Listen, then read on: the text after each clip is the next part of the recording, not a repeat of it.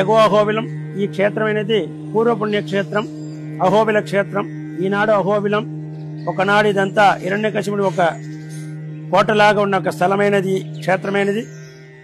హిరణ్యకశిపునికి మోక్షం ఇచ్చిన తర్వాత ఈ కోటంతా కొండలాగా మారి ఇక్కడ స్వామివారి ఒక దేవాలయం లాగా ఉన్నది.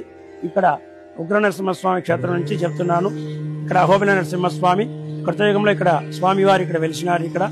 ఇక్కడ ప్రహ్లాదునికి గరుత్మంతుడికి అనుగ్రహం చేసి ఈ క్షేత్రానికి అపరనామధేయంగా గరుడాద్రి క్షేత్రం ఒక నామధేయం ఏర్పాటు చేసి భక్తులందరికీ అనుగ్రహిస్తున్న ఒక క్షేత్రం, పూర్వపుణ్య క్షేత్రం. కృతయుగంలో ఇక్కడ పరమేశ్వరుడు స్తోత్రం చేసిన స్వామి అహోబిల నరసింహస్వామి.